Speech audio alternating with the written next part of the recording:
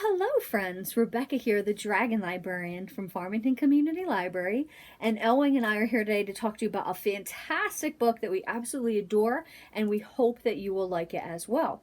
So this book I want to talk about specifically because of the theme for this week, which is actually the theme that I'm going to be talking about for this whole month of June, because June happens to be Pride Month! Woohoo!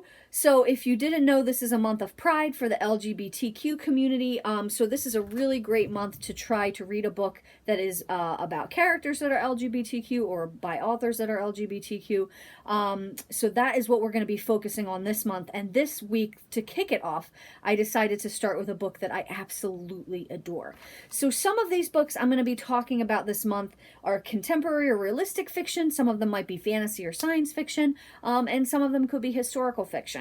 So there's something for everyone. Whatever genre you're interested in will feature a book that could fit into that you might be interested to read. Now is a great time to read one of these books.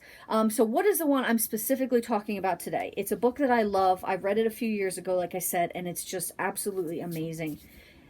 The Heart's Invisible Furies by John Boyne. The Heart's Invisible Furies.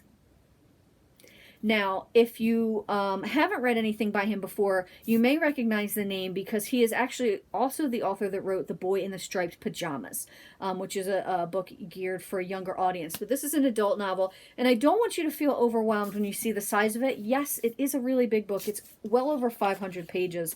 But I don't want you to feel that it's too much, because it really goes by quickly. Even though it's not a thriller or an exciting story, it is very engaging, and I just absolutely loved it. So what is it about? So it is about a young man. Basically, the book starts in 1940s in Ireland and goes up until almost basically the present day, and it follows the life of this young man named Cyril Avery, who is not a real Avery, as his adoptive parents are constantly telling him. He was adopted, and that has always caused an interest in him, trying to find out where he came from, what his actual origins are. He basically, his mother, which he doesn't know this, we learn it right from the beginning, his mother was basically kicked out of her Irish community for being pregnant without being married, and she was poor and unable to care for Cyril, so she gave him a chance at a better life by having him be adopted by this family. So this is the story of Cyril, like I said, growing up, his friendship with this young man named Julian, which is a really intense friendship, and basically Cyril, through his jobs, through his relationships, basically just follows along through his life. And so it has a lot to do with gender. This book has a lot to do with country and nation.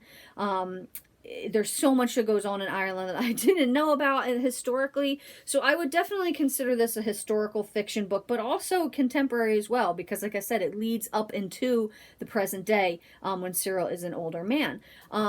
And I know that doesn't sound super exciting, like, oh, we're going to read 600 almost pages of this one young man's life, but it's amazing. It really is.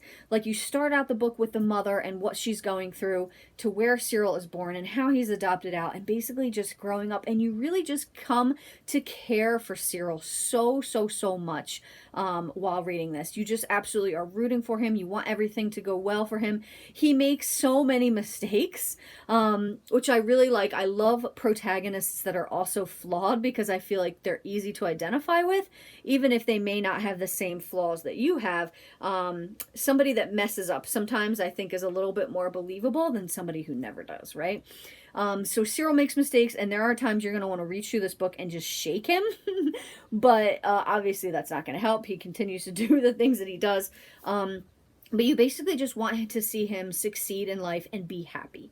And like I said, this book has a lot to do with gender. It has a lot to do with nationality. It takes place in Ireland, like I said, from the 40s on. So there is a lot to unpack in this book. The writing is phenomenal. This was the first book by John Boyne that I ever read, because I never read The Boy in the Striped Pajamas when I was younger. So this is my first encounter with him, and it blew me away. I absolutely adored it. So if you're looking for a book this month to read that features a gay character, this would be a really great story to pick up. Like I said, it's amazing. I love it so much. It shows so much of what queer people had to deal with back in the day, in the 40s and 50s and 60s, but then also with the 80s and 90s with the AIDS crisis and the violence against gay people as well.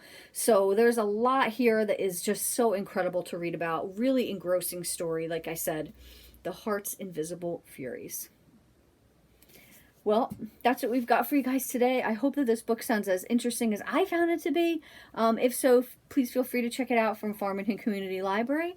And also, please give this video a like. We really appreciate you watching. Thanks so much and have a wonderful rest of the day.